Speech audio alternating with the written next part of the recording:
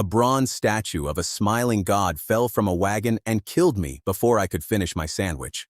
I opened my eyes in another world while 3,000 students watched a teacher erase my name from first place.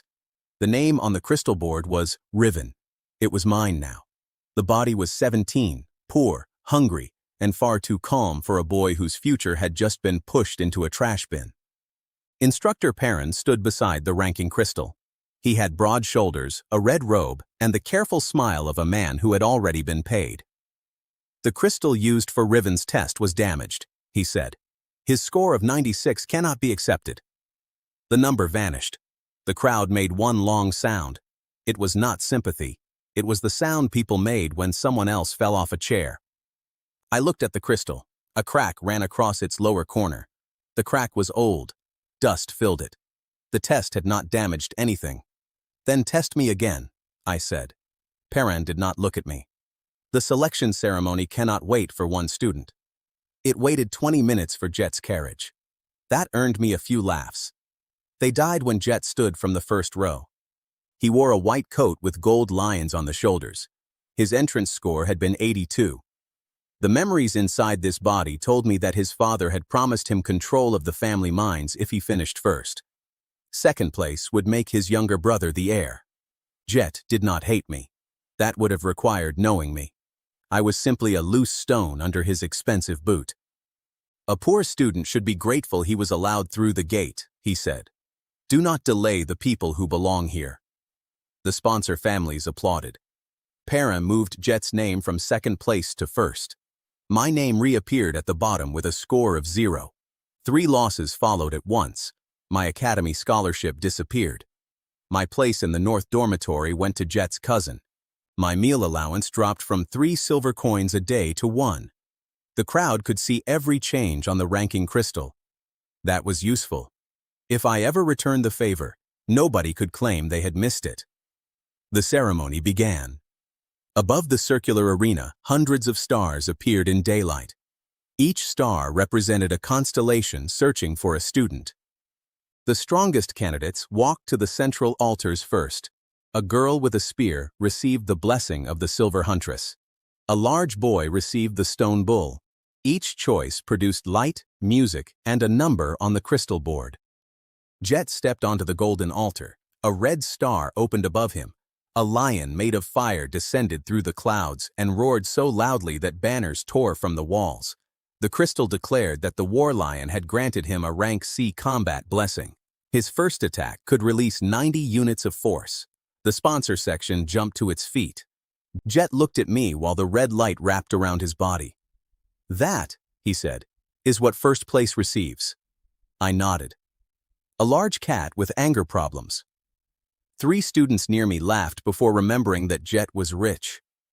They covered the sound with coughs. One by one, the known constellations chose their students. When my turn came, the sun was low and the important families were already leaving. Perrin pointed away from the central altars. Use the broken altar near the service gate. The broken altar looked like a stone table that had lost a fight with a staircase. Moss covered one side. A bird had built a nest in the offering bowl. I placed my hand on it. Nothing happened. The remaining students laughed. Perrin raised his pen. No patron, no blessing. Riven will be removed from the academy. Then the bird in the offering bowl flew away. The sky went black for one breath. A small gray star appeared directly above me. It had no crown, beast, sword, or holy symbol. It looked like a coal that someone had forgotten to extinguish. A hammer struck metal somewhere beyond the sky. Once. The broken altar repaired itself. The moss vanished. The cracks closed. Even the bird nest became a neat circle of golden wire. The crystal board searched for the constellation's name. It failed 3 times. At last, one word appeared. Uldo. No title followed it. No temple recognized it. No sponsor applauded. The gray light entered my right hand and left a mark shaped like a tiny hammer. Perrin read the granted ability. His careful smile became real. Improvement +1, he announced. It has no attack, defense, healing, or summoning function. Jet laughed first. Everyone followed. The ranking crystal placed my patron at rank F-. It assigned me to the last support class. My team appeared in 200th place out of 200. Jet wiped a tear from his eye. He received a repairman. That may be useful, I said. Your personality has several broken parts. The laughter changed direction for half a second. Jet's face tightened. Perrin ordered me away from the altar before I could delay the ceremony again. I walked through the service gate with 1 silver coin in my pocket and no idea where the poor dormitory was. Only when the arena doors closed behind me did a voice speak inside my head. It was not loud. It sounded like an old hammer moving across stone. The system told me that a hidden class path had been found. The first class was Blessing Enhancer.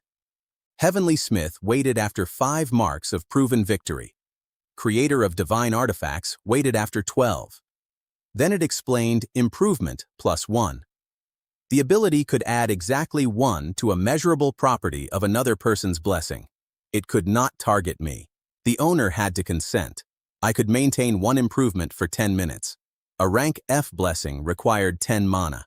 Each higher rank doubled the cost. I had 12 mana. The most important sentence came last. Divine blessings were fixed at creation. No power in this world was supposed to change them. My useless ability broke the oldest rule in the academy. I read the explanation twice. Then I sat on a wooden box and laughed. Not loudly. A calm man did not shout when he found gold. He checked whether the gold was attached to a bear. "Are you unwell?" a girl asked. She stood beneath the service lamp with a folded blanket in her arms. Her dark hair had been cut at her shoulders. Her academy coat carried the gray stripe of the last support class. The memories gave me her name. Ayla. Entrance rank 178. Patron blessing, Glass Guard. Public rating, rank F. She had been one of the few people who had not laughed. "I may be," I said. "How much force can your shield stop?" She took 1 careful step back. "That is a strange answer." "It is a strange day." She considered that and nodded. 100 units for 3 seconds. It creates 1 pain. It cannot move after I place it. Does it reflect attacks? No. The reflection count is 0. The hammer mark on my hand became warm. 0 was a number. I asked Ayla to come to the empty practice yard. She agreed after making me walk in front, where she could hit me with the blanket if I tried anything stupid. The yard contained a testing spear powered by a small mana crystal. Its dial could be set from 10 units of force to 120. Ayla created her shield. It looked like a clear square of glass standing in the air. "I can add 1 to a property of your blessing," I said. "I want to change the reflection count from 0 to 1. She stared at me. "The teachers say blessing properties cannot change." "The teachers also say Perrin's hair is natural." She covered a smile with 1 hand. "What will it cost?" she asked. 10 of my 12 mana. If your body rejects the change, we both receive mana burns." Her expression became serious. "And if it works?" "Then we stop being last." Ayla put her palm against mine. "I consent." I chose the reflection count. Cold rushed from my chest into my right arm. The hammer mark flashed once. My legs nearly folded as 10 mana vanished. The shield did not grow. It did not shine brighter. Nothing dramatic happened. Then Ayla whispered that its reflection count was now 1. We set the testing spear to 50 units. It fired. The wooden bolt struck the shield and flew backward at the same speed. It hit the machine's red stop button. The yard became silent. Ayla looked at the bolt, then at the shield, then at me. "Do it again." "I have 2 mana left." "I meant fire the spear again." We reset the machine and raised the force to 90. The second bolt returned so hard that it buried itself in the wall beside the door. Someone on the other side yelped. Jet entered with Perrin and 20 elite students behind him. The bolt had passed close enough to disturb his perfect hair. I decided not to apologize. It looked better disturbed. Perrin examined the shield. His face lost color. "What did you do?" "A support test," I said. Jet pushed past him. "Glass Guard cannot reflect." Ayla stood beside me. "It can for another 8 minutes." The elite students began whispering. One ran to summon the official practice judge. Another opened the public viewing crystal. Within a minute, faces filled the balcony. Jet understood the danger faster than Perrin. If a student he had mocked possessed a useful ability, his public victory was incomplete. He lifted his chin. A trick against a wooden spear proves nothing. I challenge your last-place team to a placement duel. Perrin found his voice. That is unnecessary. The rules allow it, Jet said. One attack. If her shield remains, they win. If it breaks, they lose. He expected Ayla to refuse. Her hands were trembling, but she stepped into the marked circle. I accept. The viewing crystal projected the duel across the academy. Students crowded every doorway. The ranking board moved our team name to the active challenge column. Perrin checked Ayla's shield and announced that its base limit remained 100 units. He did not announce the reflection. Perhaps he hoped it would fail before Jet attacked. I had used 10 mana. I could not change anything else. I stood outside the circle with 2 mana and a plan that depended on Jet being exactly as proud as he looked. He summoned the war lion behind him. The beast opened its burning mouth. My first strike is 90 units, he said for the crystal. I will use only that. Nobody can call this unfair. Nobody sensible, I said. The lion fired. A ball of red force crossed the yard. Ayla raised her transparent shield. The impact bent the air and shook dust from the roof. The shield held. For one breath, Jet smiled. Then his own attack came back. It struck him in the chest and lifted him from the ground. He flew across the circle, past Perrin, and landed inside a marble bird bath. The stone basin cracked. Jet sat in cold water with a metal bird between his knees and smoke rising from his coat. Nobody spoke. Then one student laughed. Another joined. The sound rolled across the yard, reached the balcony, and came back through every viewing crystal in the academy. The official judge raised Ayla's hand. Our victory was confirmed in front of more than 3,000 witnesses. The system awarded me 1 forge mark. My maximum mana rose from 12 to 14. Improvement +1 gained its first level of mastery. The ranking board pulled our team out of 200th place and dropped it into 141st. The academy paid 3 gold coins for winning an open placement challenge. It was more money than this body had held in a year. Jet climbed from the bird bath. Wet red hair covered one eye. You changed a blessing, he said. The laughter stopped. That accusation could lead to a church trial. I looked at the official judge. Did Ayla's blessing exceed 100 units of defense? No, he admitted. Did I attack Jet? No. Then his own blessing defeated him. Perhaps the war lion chose a reflective personality. The laughter returned twice as loud. Perrin ordered everyone to leave. The order did little. By sunset, students had drawn pictures of Jet sitting in the bird bath on 6 notice boards. One picture gave the metal bird a crown. Ayla and I carried our 3 gold coins to the last support dormitory. It stood beside the laundry house and leaned slightly to the east. The front door opened only if we lifted it and kicked the bottom corner. Inside, we met Tobin. He was a thin boy with bright eyes and the blessing called Weak Spark. He had already heard about the duel. Everyone had. Is it true Jet flew 10 meters? He asked. 8, I said. The story says 12. Give it until breakfast. Tobin showed us the shared kitchen. Ayla produced beef, onions, carrots, and a dark loaf from a cloth bag. She had saved them for the ceremony. The onions hissed in a heavy pot. The beef browned at the edges. She added crushed pepper, carrots, and enough broth to fill the room with a warm smell. Tobin sliced the bread too thick. I did not object. There were moments when efficiency became a moral failure. We ate at a scarred wooden table. The stew was rich and salty. The carrots were soft. Hot bread absorbed the broth until not one drop remained in my bowl. I placed 1 gold coin on the table for food and repairs. I kept one to buy a mana crystal in the morning. The third became our emergency fund. Ayla wrapped a cool cloth around my right hand. Thin red lines had appeared beneath the hammer mark. Mana burn? She asked. A small one. You knew it might happen. I knew 10 mana would leave. I did not know it would use the shortest road. She tightened the cloth.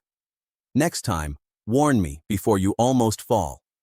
Next time, catch me. That costs 1 gold. Tobin pointed his spoon at her. Our team has become very expensive. For the first time since I woke in this world, the room felt safe. Then the hammer mark burned through the cloth. Every plate on the table jumped. Far beneath the dormitory, something answered with a single metallic strike. The system told me that an unregistered divine artifact had been detected 312 meters below the academy. Uldo spoke for the first time. His voice was weak, but I understood every word. Do not let them open it. I woke before sunrise because someone outside was shouting that Jet had flown 20 meters. Tobin opened one eye from the bed across the room. I told you breakfast would improve it, he said. The last support dormitory had 1 bedroom for 6 boys, 1 for 6 girls, and a roof that collected rain indoors. I had slept under the dry half. That counted as luxury. My mana had returned to 14. The burn on my hand had faded to a pink line. The hammer mark remained dark and cool. I bought 1 standard mana crystal from the academy store. It held 10 mana and cost 1 gold.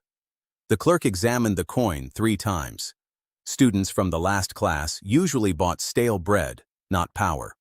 When I left the store, the main notice board was surrounded by hundreds of people. Our victory sat at the top. Ayla's shield rating still showed rank F. My ability still showed no combat value. Beside those facts, the board displayed a drawing of Jet in the bird bath. The metal bird now wore 2 crowns. Jet had ordered the drawings removed. Students replaced each one with 3 more. Public reputation was a strange animal. If you tried to strangle it, it became louder.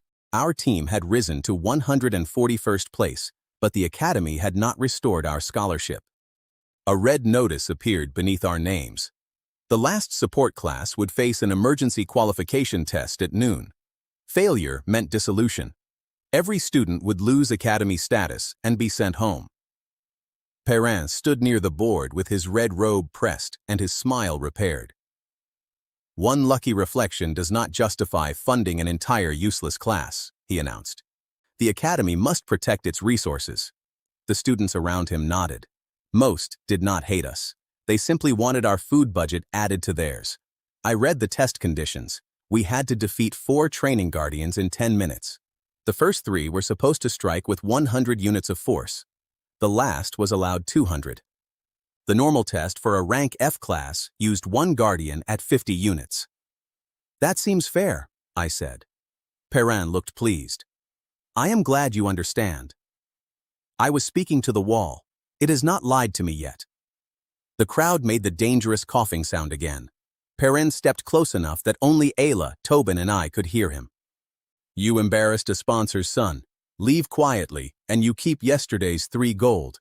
Fight this, and I will make sure no academy in the kingdom accepts you. There was his motive. Jet's family paid for the elite training hall. Perrin protected the building that protected his position. You erased 96 points in front of 3,000 witnesses, I said. Quietly is no longer available. His eyes hardened. At breakfast, the rest of the last class waited for us in the dining hall. There were 18 students. Most had blessings useful for cleaning, cooking, carrying, or making weak light. They had been told their whole lives that support meant standing behind important people and trying not to be noticed. Now everyone noticed them. That frightened them more than the guardians. Ayla placed bowls of hot oat porridge on the table. She had cooked apples in butter until their edges turned gold, then mixed them with cinnamon and honey. Tobin added too much cream to his bowl and looked happier than a king. We need a plan, Ayla said. I have a spark, Tobin said. The official measurement gives it 40 units of heat. The theoretical value is 600, but my stability is -1. Most of the power collapses before release. The system reacted to the number. I asked Tobin to show me his blessing record. A small orange flame appeared above his palm. It shook like a nervous candle. Stability was a measurable property. -1 was also a number. If I add 1, I said, your stability becomes 0. Tobin stopped eating. 0 stability sounds bad. It is better than less than 0. Falling down the stairs is better than falling off a tower. I still prefer the floor. Ayla leaned forward. His blessing was designed around 0. The penalty came later when his patron connection failed. Tobin's smile disappeared. His patron had gone silent 6 years ago. The academy treated children with damaged connections as bad investments. If it works, I said, you get the power the blessing was meant to have, for 10 minutes. And if it does not, our porridge may become very warm. He looked at the other students. They were waiting to learn whether they would still have beds tonight. Tobin pushed his empty bowl away and held out his hand. I consent. I did not activate the improvement yet. We had 1 attempt and 10 minutes. I saved every drop for noon. The qualification arena filled an hour early. Jet sat in the sponsor balcony with a dry coat and a dark bruise beneath his collar. He had brought 6 friends to watch us fail. The public crystal showed our team at 141st place. Beneath it, a second number tracked wagers. 812 gold had been placed against us. Only 11 gold supported us. Tobin looked at the number. Who bet the 11? I bet 1, Ayla said. I had bet our emergency gold. The other 9 came from the students in our class. Several had sold their desserts. Paran entered the control box. 4 iron gates stood around the arena. Behind each gate waited a stone guardian twice the height of a man. The first guardian walked out. It was supposed to carry a blue rank F core. Its chest glowed purple. Ayla whispered, "That is not 100 units." The public measurement crystal remained blank. Perrin had disabled it.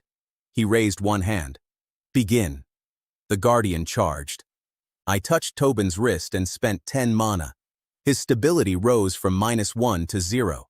The nervous flame above his hand stopped shaking. It became a white point. Heat pressed across the arena. The sand around Tobin turned black. Every spectator in the first row leaned backward at the same time. Tobin stared at his own hand. "That is not a spark." "Names are often disappointing," I said. "Fire."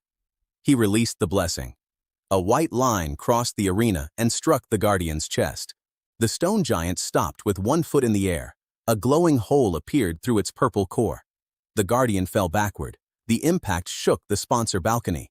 The official crystal reactivated by itself. It measured 608 units of heat. The crowd stood. Our first gate victory was confirmed. The system gave me a second forge mark. My maximum mana rose from 14 to 16. Perrin's hand moved inside the control box. The second and third gates opened together. 2 guardians rushed us from opposite sides. "The conditions say 1 at a time," Ayla shouted. "A battlefield does not follow conditions," Perrin answered through the arena horn. That was a poor excuse. It was also 10 seconds too late. Ayla placed her glass guard at an angle. The first guardian struck it with a fist. The shield held for 3 seconds, just long enough to turn the giant toward the second guardian. They collided shoulder first. Tobin fired through both cores. 2 purple lights went dark. The official crystal confirmed the second victory, then the third. My forge marks rose to 4. My maximum mana reached 20. The audience began chanting Tobin's name. He looked terrified. "What do I do?" he asked. "Wave." He waved with the burning hand. The sponsor balcony ducked. The 4th gate remained closed. The timer showed 4 minutes left. Perrin could have ended the test. 3 guardians had already been defeated under harder conditions than announced. Instead, he pulled a red lever. The arena floor opened. The final guardian rose from below. It was not twice the height of a man. It was 4 times. Thick, square armor covered it from head to foot. It looked like a stone cabinet that had discovered anger. The measurement crystal finally displayed its output. 500 units of force. The crowd went silent. Jet stood in the sponsor balcony. Even he had not expected that number. "Withdraw," Ayla said. "The shield cannot stop it." "If we withdraw, the class is dissolved," Tobin answered. His improved blessing had 6 minutes left. He could release 600 units, but the final guardian's core was hidden behind 3 layers of armor. I had 4 personal mana and 1 crystal containing 10. Enough for another rank F improvement, but only one effect could remain active. If I changed Ayla's shield, Tobin's stability would return to -1. One improvement, one property, one plan. I watched the Guardian take its first step. The arena floor cracked beneath it. Perrin had protected the front of the core. He had not protected the ground. Ayla, place your shield flat, I said. She understood at once. The glass guard appeared on the sand like a clear sheet of ice. Tobin, fire at the floor behind its left foot. The white flame struck the sand. Glass formed in a wide patch. The Guardian stepped onto Ayla's shield with one foot and the new glass with the other. Both surfaces were smooth. Its legs moved in different directions. The giant fell forward. The entire audience felt the impact through their seats. Its armored head hit the arena wall. A maintenance plate on the back of its neck opened. Tobin's next shot entered the gap. The hidden core burst. Purple light filled the arena, then vanished. The official crystal confirmed our fourth victory. My fifth forge mark appeared. My maximum mana rose to 22. The Blessing Enhancer class evolved into Heavenly Smith. Improvement +1 could now affect consecrated equipment as well as living blessings. The ranking crystal moved our team from 141st place to 32nd. For several breaths, nobody reacted. Then, the last support class began screaming. 18 students ran onto the sand. They lifted Tobin onto their shoulders. He held both hands away from their hair until the improvement ended.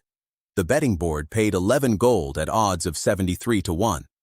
Our class had turned 11 gold into 803. Perrin tried to leave the control box. The official judge locked the door. Instructor, the judge said. The fourth Guardian was registered at 500 units. The permitted limit was 200. A mechanical error, Perrin said. The Shattered Guardian answered him. Its damage log appeared on the public crystal. The log named the person who had changed every core that morning, Perrin. It also displayed the payment authorization attached to the order. The sponsor seal belonged to Jet's family. Thousands of faces turned toward the balcony. Jet did not wait for anyone to speak. He walked out so quickly that he left one glove on his seat. Perrin remained trapped inside the glass control box while students read his orders aloud. Someone placed a copy of the birdbath drawing against the door. This time, the metal bird wore Perrin's red robe. The Academy Council suspended him before sunset. He lost his instructor badge, his private rooms, and 3 years of performance pay. He walked across the central court carrying a box of personal items while the last support class watched from the steps. I did not mock him. I simply asked the ranking crystal to repeat my original score of 96. It did. Every person in the court heard it. That hurt him more than a joke. The Academy restored our daily meal allowance and paid 30 gold to our team for completing the emergency test. The class received a separate budget of 200 gold. Students who had avoided our table at breakfast now waited outside the dormitory with gifts, invitations, and requests for improvement. I accepted none of them. My ability could change one property for 10 minutes. It could also burn 2 people if I chose badly. I would not sell it before I understood it. We spent 4 gold on 5 mana crystals because the store clerk gave us a team discount. Ayla spent another 2 on food. The rest went into a locked iron box beneath her bed. Tobin suggested hiding it beneath mine until rainwater fell onto my pillow. We used the repaired kitchen that evening. Ayla rubbed a chicken with salt, pepper, and crushed herbs. She filled it with onions and placed it above potatoes coated in butter. The skin became brown and crisp. Fat and herbs soaked into the potatoes below. Tobin stood beside the oven for 40 minutes and claimed he was guarding it. From what? I asked. Hunger. The chicken cracked under the knife. Steam rose from the meat. We ate it with soft rolls and a bowl of green beans. After the arena, the simple heat of the kitchen felt more valuable than the gold under Ayla's bed. She placed the largest piece on my plate. You did not improve the strongest property today, she said. You repaired the worst one. Adding one works in both directions. Most people would only think about making a large number larger. Most people did not die beneath a statue with a very large number on its price tag. Tobin froze with a chicken leg halfway to his mouth. What? Nothing useful. I could not explain my first world yet. I barely understood the second. After dinner, the ranking board flashed outside every dormitory. Dean Vidal appeared on the public crystal.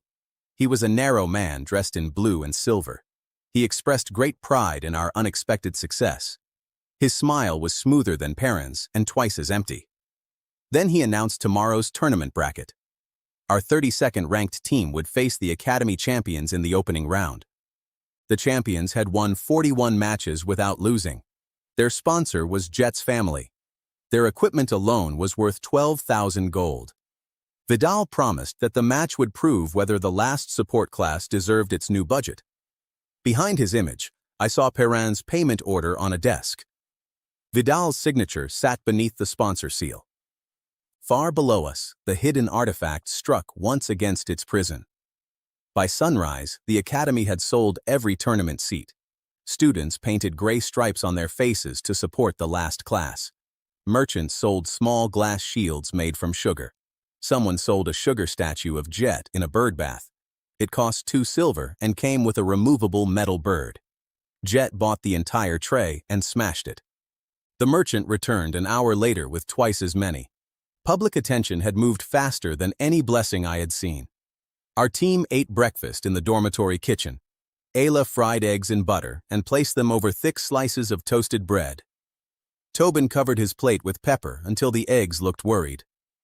I studied the new limits of Heavenly Smith while we ate.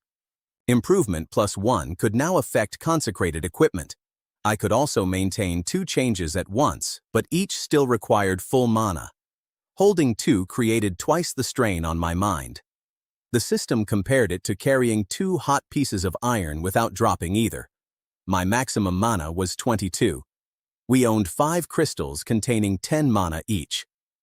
The Academy store had raised the price from 1 gold to 4 as soon as the tournament bracket appeared.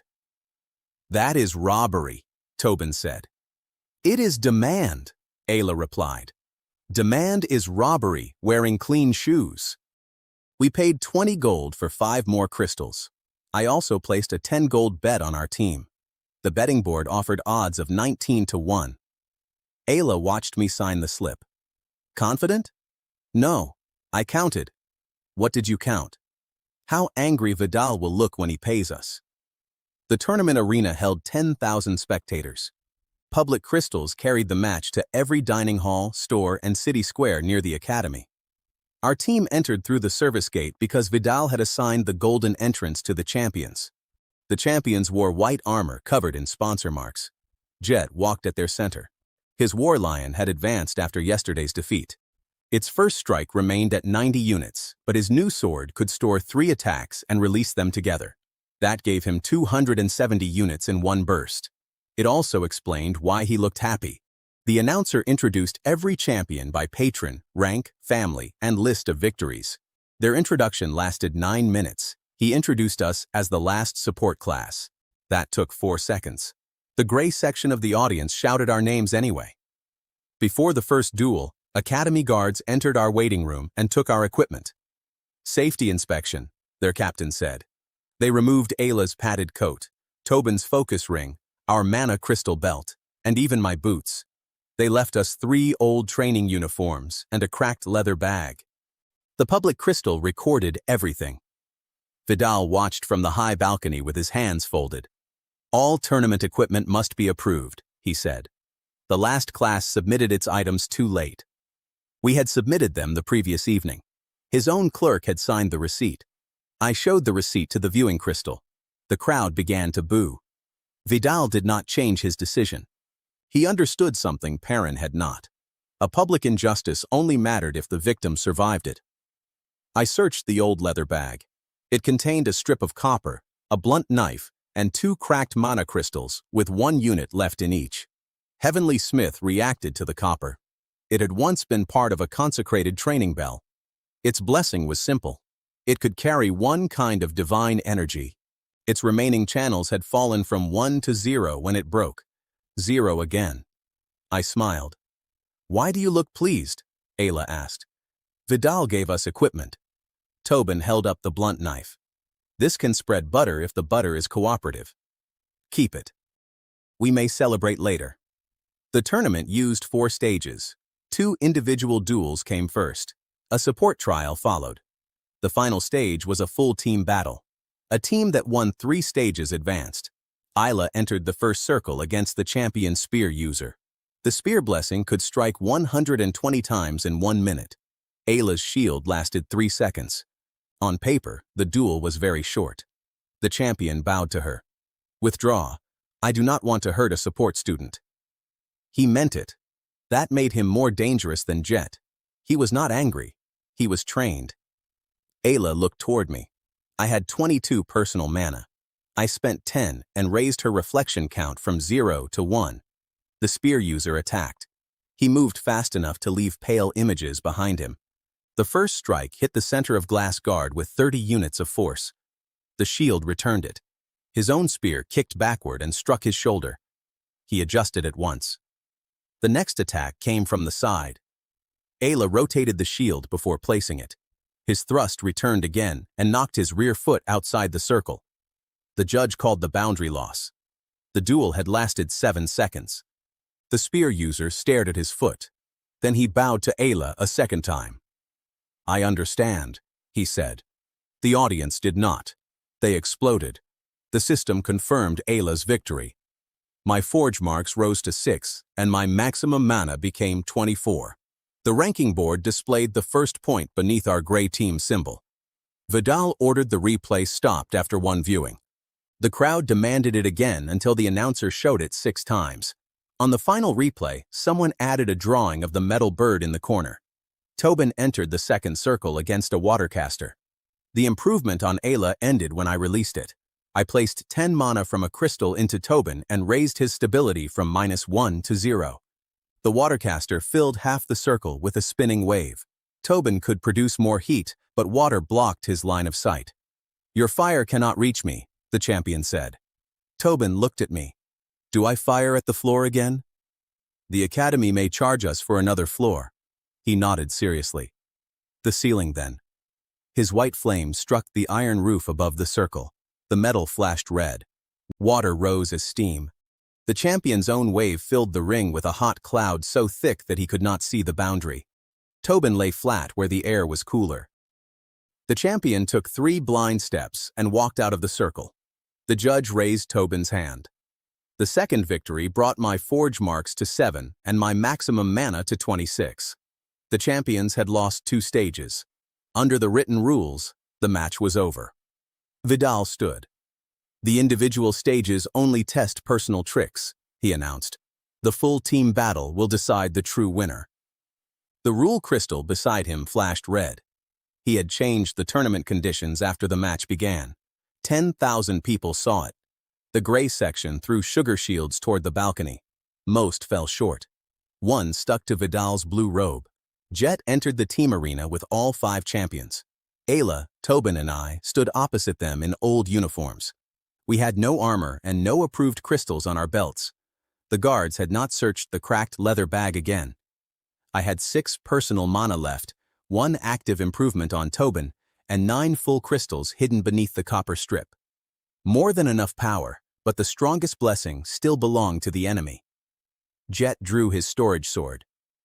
"You reflected 1 weak strike," he said to Ayla. "Reflect 3. The war lion appeared behind him. The other champions formed a shield wall around Jet while he charged the sword. 90 units entered the first slot. Another 90 entered the second. The third would raise the burst to 270. Ayla's glass guard could stop 100. The audience counted with the sword. I took the copper strip from the bag. Its energy channels were 0. I touched it and spent 10 mana from a crystal. The channel count rose to 1. The strip straightened in my hand. Old symbols glowed along its surface. That was my first improvement to a consecrated object. The system confirmed that Heavenly Smith had accepted the work. I wrapped the copper around Ayla's wrist. "Your shield has 0 compatible blessings," I said. "I can raise that to 1. She looked from the glowing copper to Tobin's white flame. "Make it his." I released the copper improvement. Its restored channel remained for only a breath, But that was long enough for the consecration to mark Tobin's energy pattern. Then I used another 10 mana and improved Ayla's compatibility count from 0 to 1. 2 improvements now burned in my mind. Tobin's stability was 0. Ayla's shield accepted 1 foreign blessing. "Touch the shield," I told him. Tobin pressed his white flame against the transparent surface. Glass guard turned gold. Fire spread through it in thin lines. The small square expanded sideways as the accepted energy filled every edge.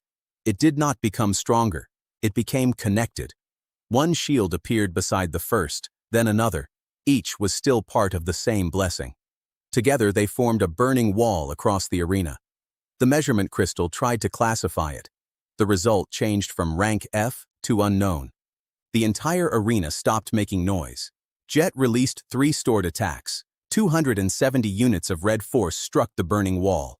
The center pane broke. The 2 side panes bent inward. Tobin's fire entered the War Lion energy and followed it back toward its source. The champion's white shield wall turned red. They dropped their weapons and jumped away as heat raced across their armor. Jet tried to hold his storage sword. The hilt became hot. He threw it upward. It landed point first in the sponsor banner above Vidal. The banner fell over the dean's head.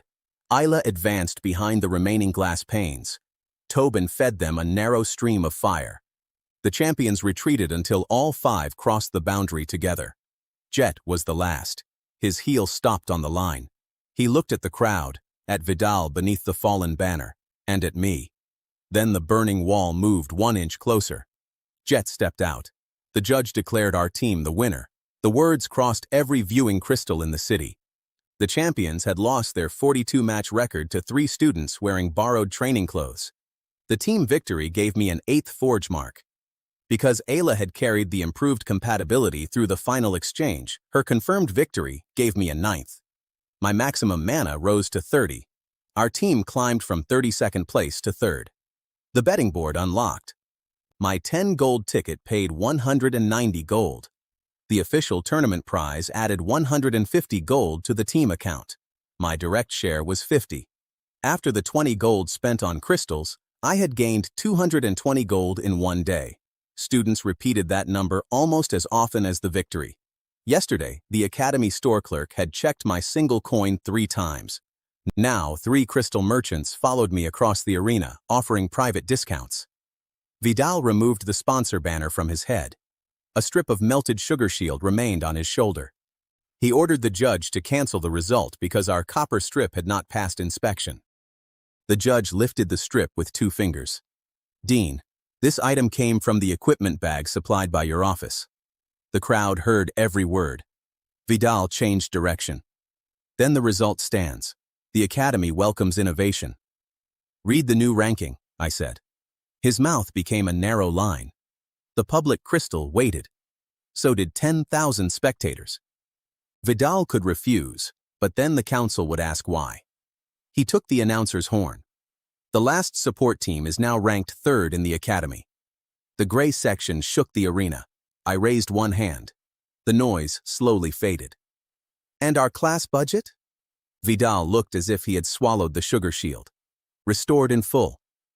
"Our equipment?" "Returned." "Our scholarship?" He stared at me for 3 seconds. "Restored." Every answer appeared on the permanent public record. Vidal had tried to make us disappear. Instead, he had announced our return himself. The crowd enjoyed that more than Jet's second defeat. By evening, the city food market offered discounts to students wearing gray. Children carried cheap glass shields and pretended to reflect each other into fountains. A bakery renamed its hardest loaf the War Lion.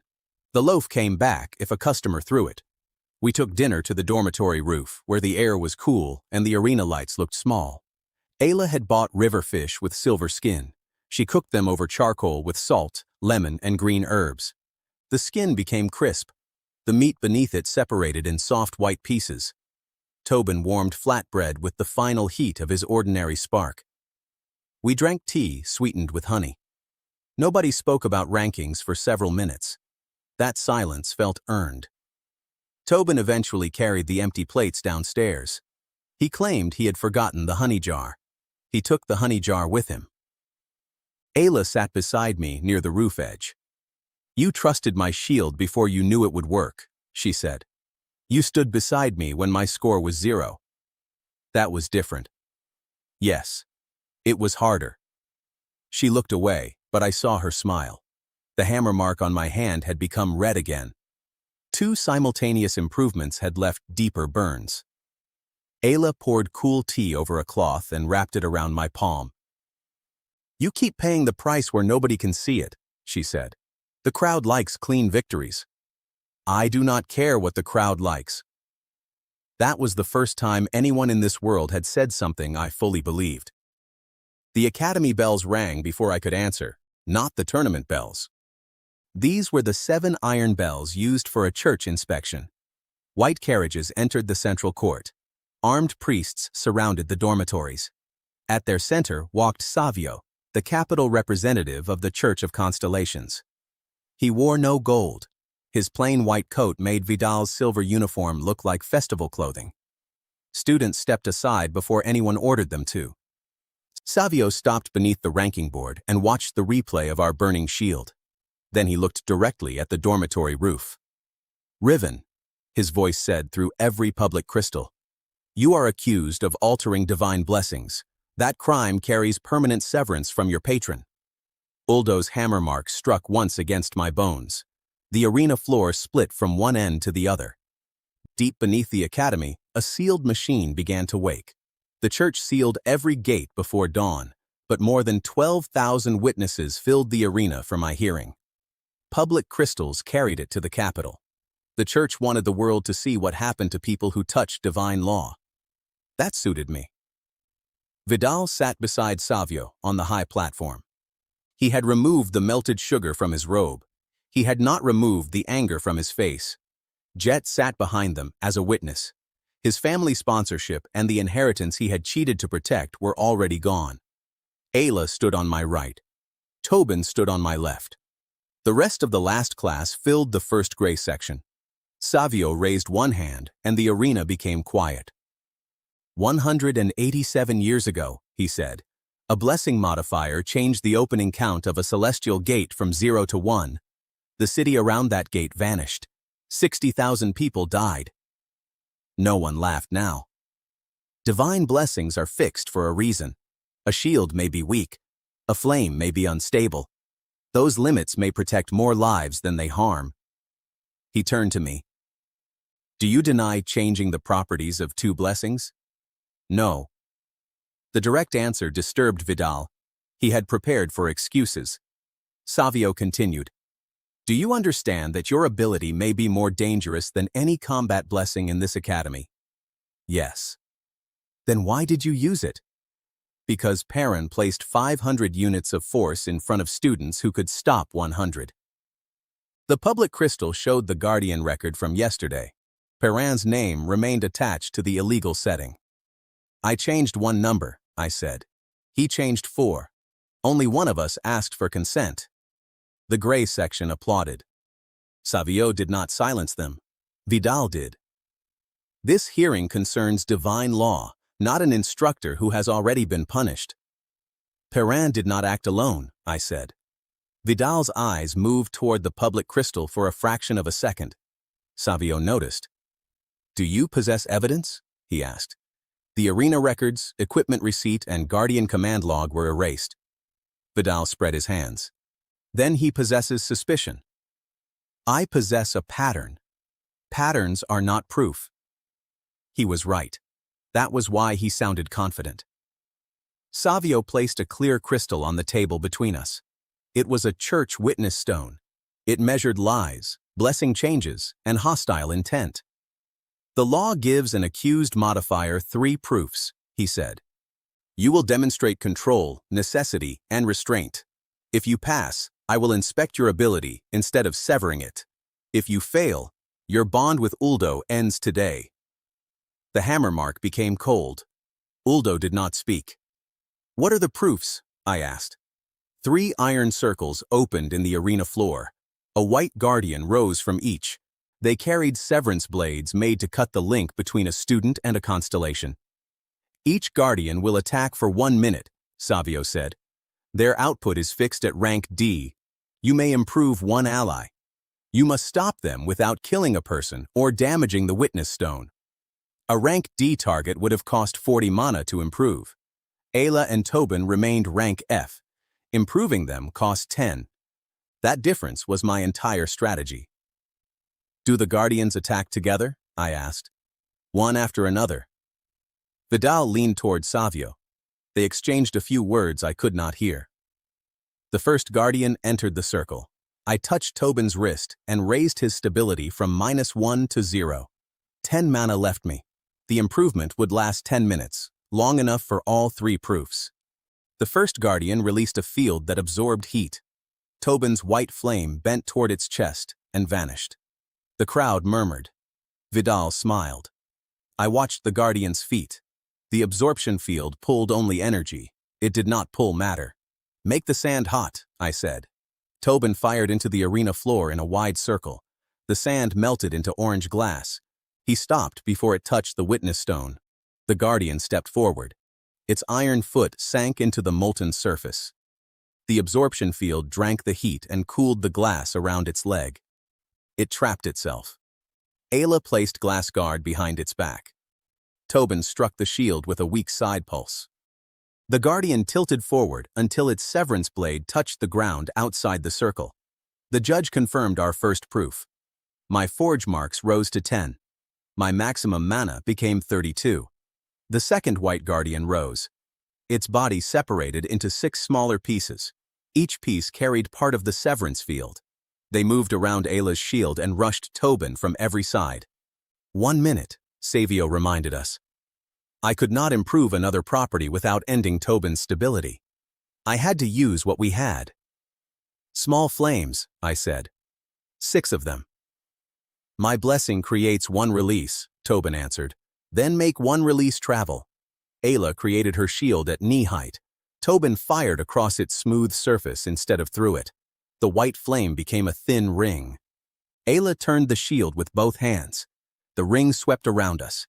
It struck all 6 Guardian pieces in 1 rotation. Their severance fields pulled the same flame from 6 directions. The competing force dragged them together in the center. They collided and locked into 1 metal ball.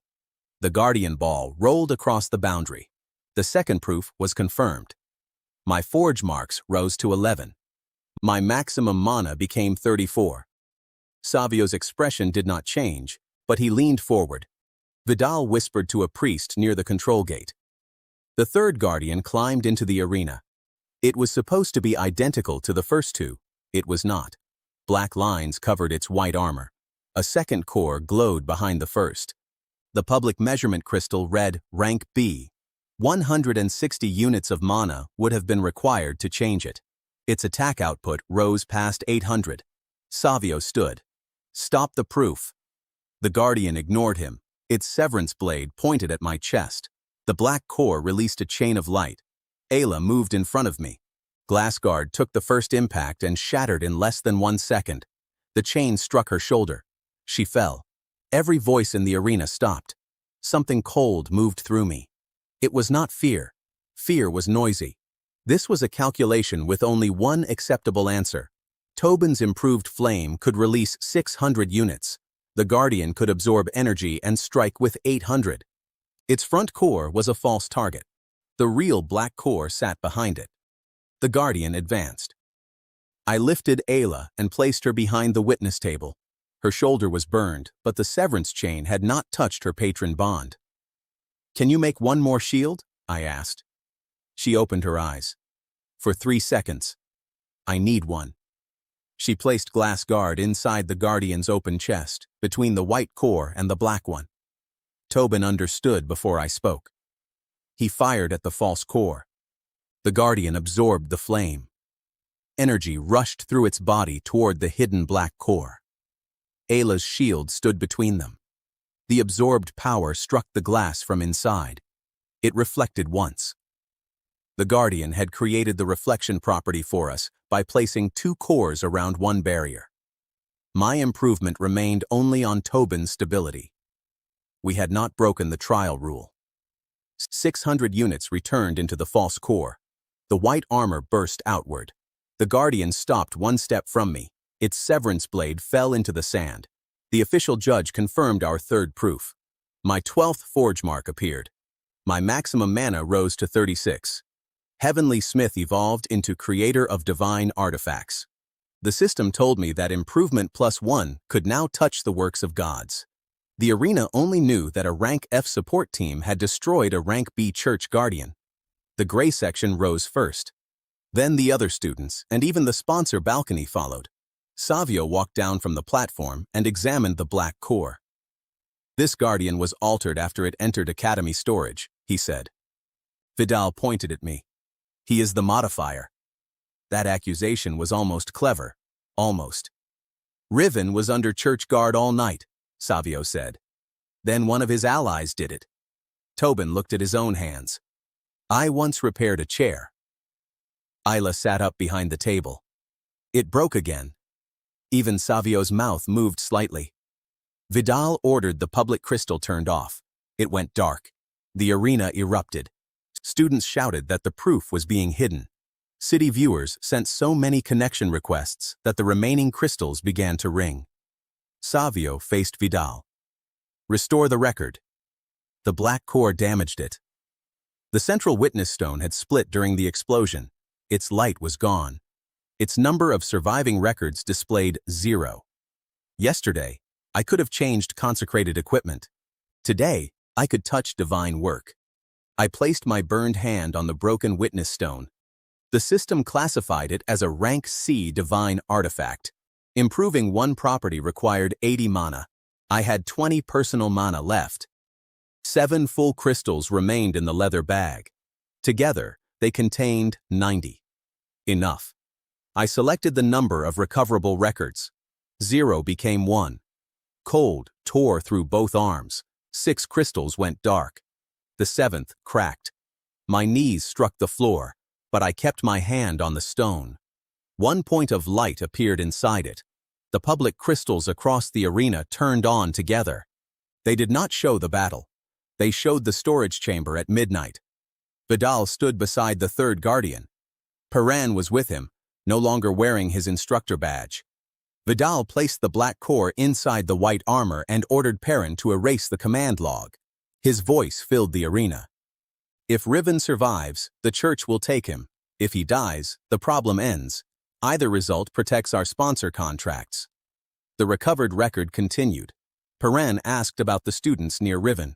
Vidal answered, rank F losses cost less. Nobody moved when the image ended. Vidal had called 18 students cheap in front of all 18, their families, the academy, the city, and the capital. The last support class did not shout.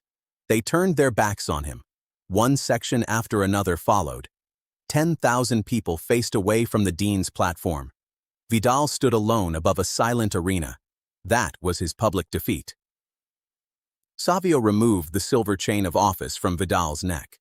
Church guards took the dean through the same service gate he had assigned to us.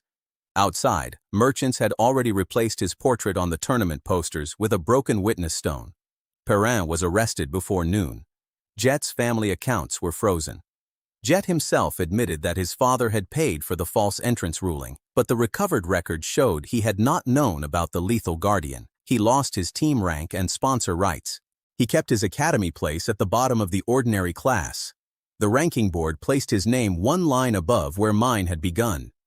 He stared at it for a long time. I did not need to say anything.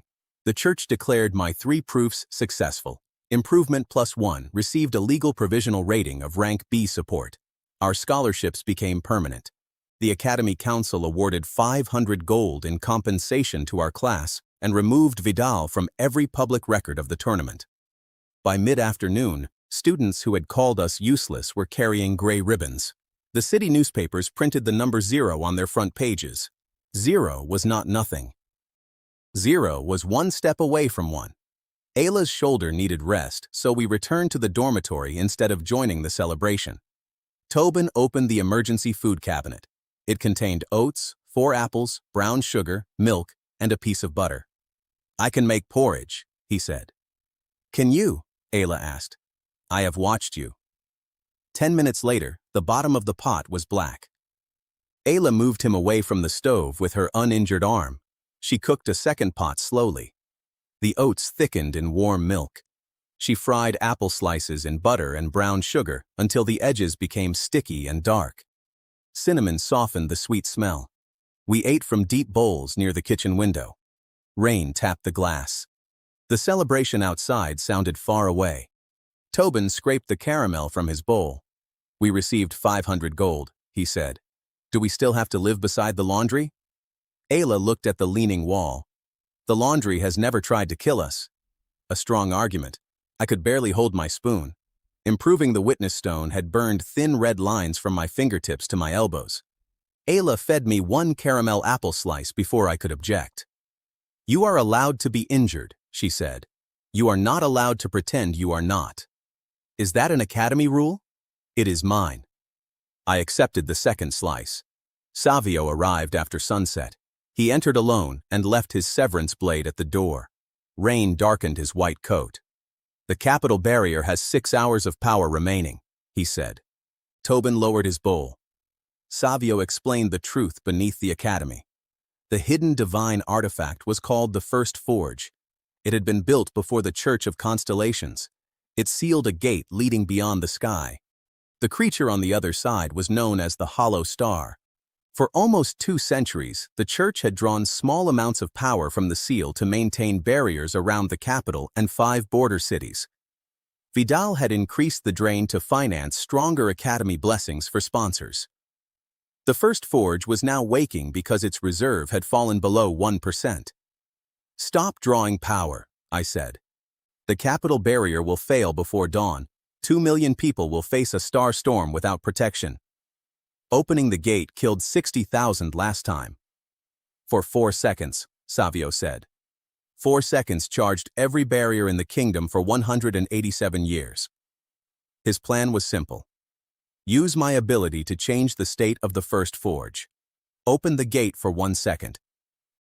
Take enough power to save the capital. Seal it again. "You said a modifier caused the old disaster," Ayla said. "I said a modifier opened the gate. I did not say the choice was always wrong." Savio was not lying. That made the decision worse. We followed him beneath the academy.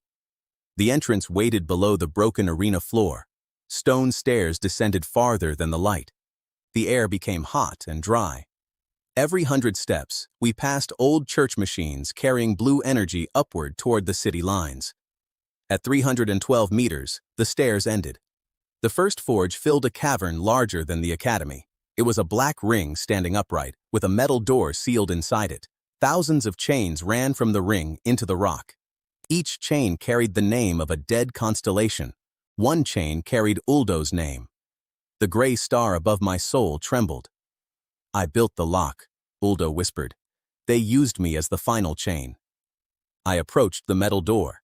The system identified it as a divine artifact beyond rank S. Its current primary function was seal. Its opening count was 0. Its seal count was 1. Then the system offered the simplest possible improvement. It could raise the opening count from 0 to 1. The primary function would change from seal to open. Savio placed 128 full mana crystals around the control ring.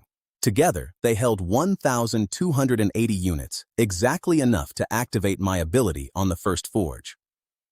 "The capital has less than 5 hours," he said. "Improve it." Something moved behind the metal door. A voice came through the seal. It sounded like every cheering crowd I had heard since entering the academy. Add 1.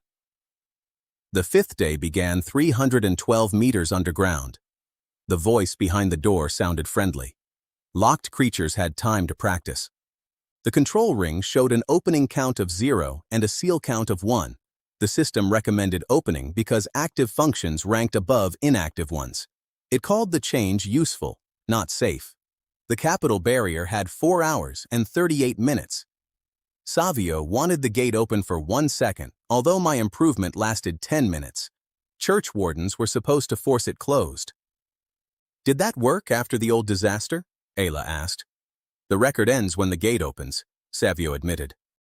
The church had built 187 years of policy on a record that ended at the dangerous part.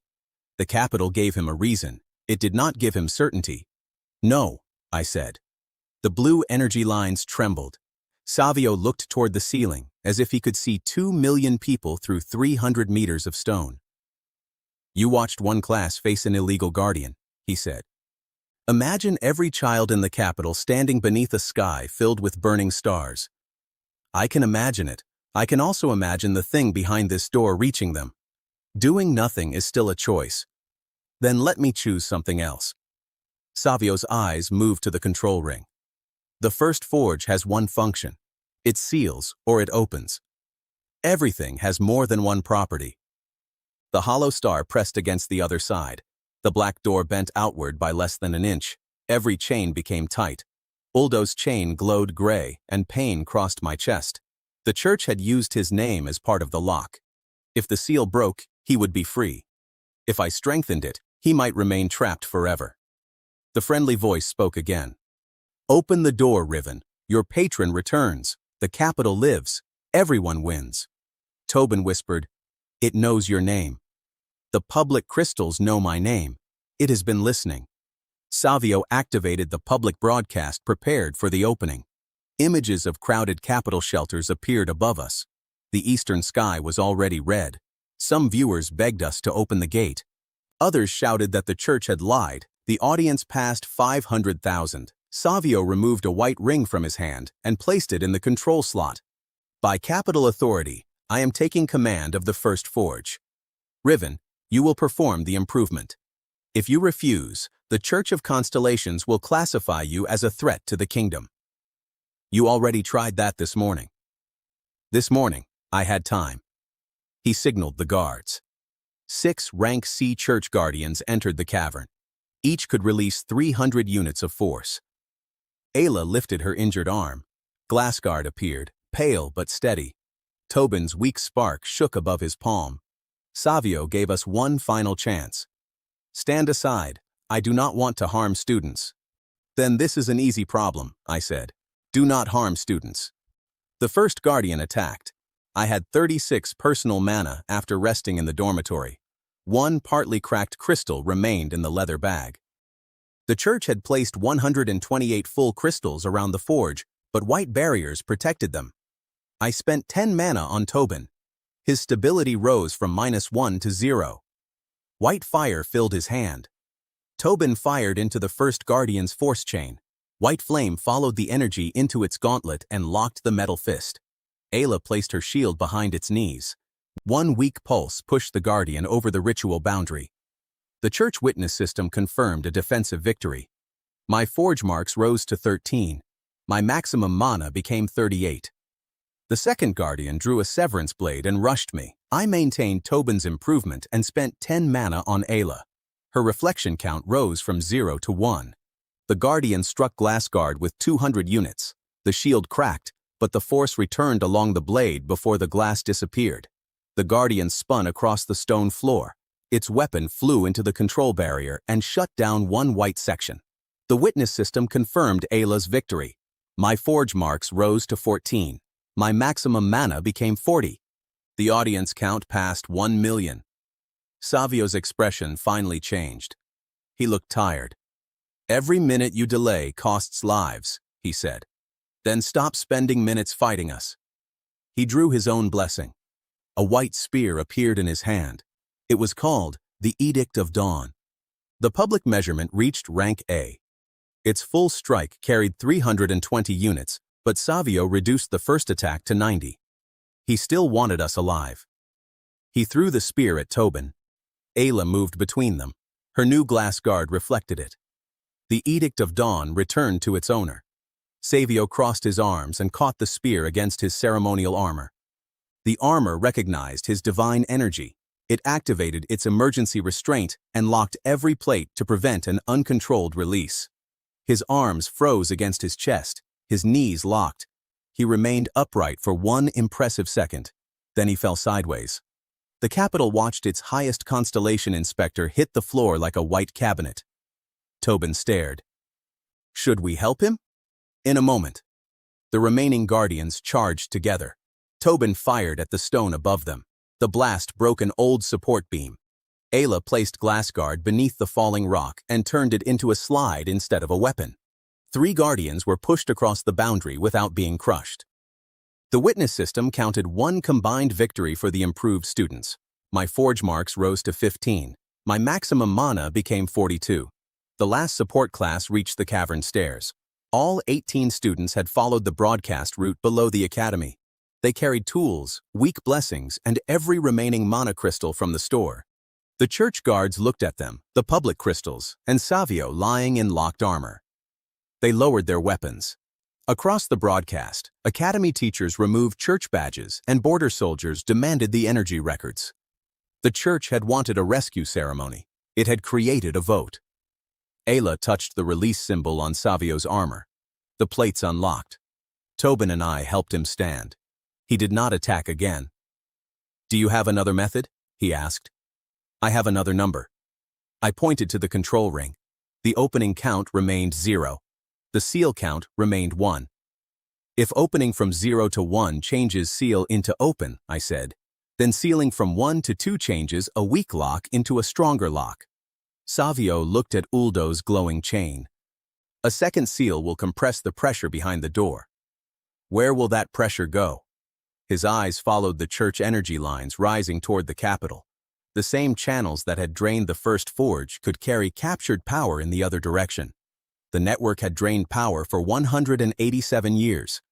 A second seal could drive that flow backward into the barriers or shatter every channel. Savio studied the measurements. "The chance of full transfer is 62%. And the chance that you can close an open gate?" "Unknown." 62 is larger than unknown. That is not how probability works. It is how this night works. The hollow star struck the door again. This time, one of the black hinges cracked. Red light entered the cavern. The capital barrier reading fell below 1%. Savio made his choice. He removed his authority ring from the control slot and placed it in my hand. "The church crystals are yours." That statement appeared on the public record. I stepped into the ring. 128 crystals surrounded me. Together, they held 1,280 mana. The cost of 1 improvement to the first forge was exactly the same. The system asked me to select a property. The hollow star showed Uldo chained beyond the door. Opening would free him. A second seal would consume what remained of him. Uldo's true form appeared across the broadcast. He looked like an old smith in a leather apron. "A craftsman is responsible for what his work releases," he said. "Will the second seal destroy you?" I asked. He tried to say no. The hammer mark exposed the lie. Ayla stepped beside me. "Then we find him again." Uldo smiled. "Good answer." The capital barrier reached 0. The red star storm touched the sky. I placed both hands on the first forge. I did not choose the opening count. I chose the seal count. 1 became 2. Every crystal shattered. 1,280 mana entered my arms. Old burns opened, and blood crossed the hammer mark. The black door moved outward. Then Uldo struck the chains, and a second metal ring appeared behind the first. 1 seal closed from within, the other closed from outside. The hollow star's pressure became trapped between them, with only the church channels left as an exit. Energy rushed upward. Tobin welded the first broken line. Ayla held the second inside Glass Guard, while other support students cooled, tied, cleaned, and carried the damaged parts. 18 rank F blessings kept the network alive. The captured power reached the surface. The capital barrier rose from 0 to 12%, then 30, then 60. The red storm struck it. The reading stopped at 99. 1 channel beneath my hands was blocked. Vidal's sponsor drain had narrowed it to protect a private academy vault. I had no mana left. Both improvements on Ayla and Tobin had ended. Uldo's light was disappearing into the second seal. Tobin opened the private vault with the blunt training knife. It turned out the knife was excellent at spreading butter and attacking old wooden locks. Inside were 4,000 gold crystals, 30 sponsor artifacts, and my original entrance record. The class threw the reserve lever. The final channel opened. The capital barrier reached 100%. 5 border barriers filled next. The network held enough power for 12 years, and 2 million people watched the red storm pass harmlessly around them. The first forge closed. The opening count remained 0. The seal count displayed 2. Uldo's gray star vanished. Only the small hammer mark remained on my hand. The system confirmed that my patron bond had not broken. It had become dormant. Uldo was alive somewhere inside the second seal, but I could no longer hear him. That was the price of the victory. I promised myself it was not the end of his story. Savio walked into the center of the broadcast in scorched armor and lowered himself to one knee. I ordered the first forge opened without knowing how to close it, he said. Riven refused. The last support class saved the capital. More than 1 million viewers heard him. He removed his star badge and placed it at Ayla's feet. Before the church council suspended him, Savio released every energy ledger.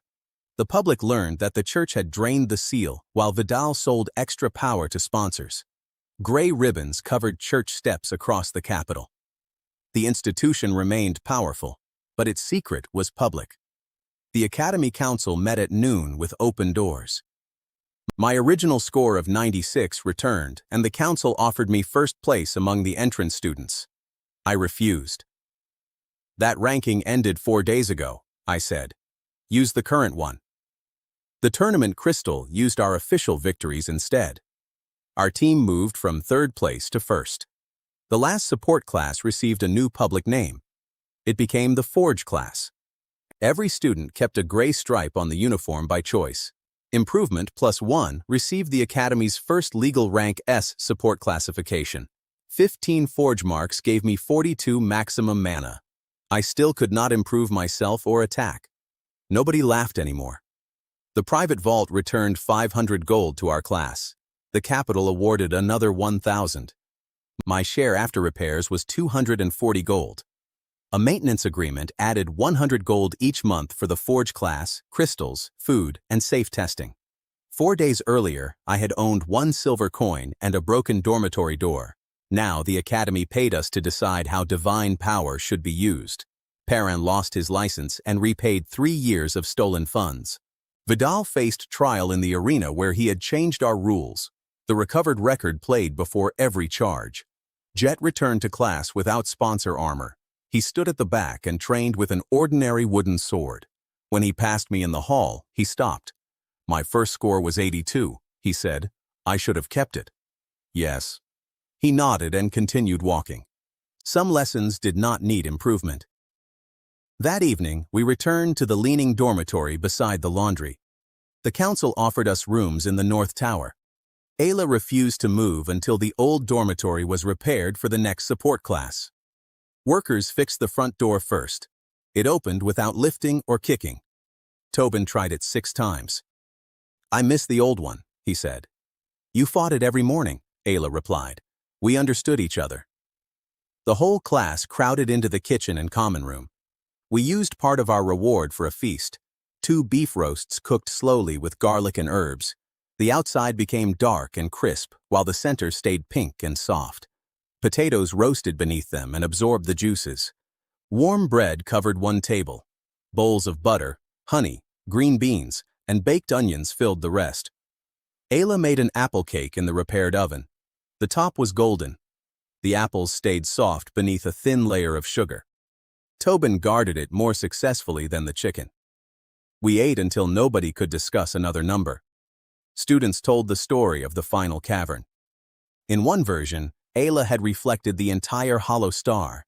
In another, Tobin had welded the sky. Someone claimed I had improved Savio's ability to fall from one direction to 2. That is not a measurable property, I said. The story says it is, Tobin answered. The room laughed. After the plates were empty, Ayla found me on the back steps. Night air carried the smell of bread and rain. The gray hammer mark on my hand was quiet. She sat beside me and placed 1 wrapped slice of apple cake between us. For tomorrow, she said. Tobin will find it. Then we should eat it now. We shared the slice with 1 fork. You said we would stop being last, she said. We did. What do we do after becoming first? I looked toward the academy. New gray lights burned in the training halls. Former elite students stood in line to ask the Forge class for help. Support students walked through the main gate without lowering their heads. We make first place mean something, I said. Ayla took my burned hand carefully. And Uldo? We find him. The hammer mark warmed beneath her fingers. Near midnight, after hours of silence, the system returned. It did not offer a new skill. It showed me the same world with better measurements. 7 distant points appeared beyond the academy. 1 lay beneath a frozen sea. 1 waited inside a moving mountain. 1 traveled across the sky. 4 were hidden behind church seals. Each point was a forgotten divine artifact. Each contained 1 faint strike of Uldo's hammer. Then all 7 asked me the same question. What would I improve next?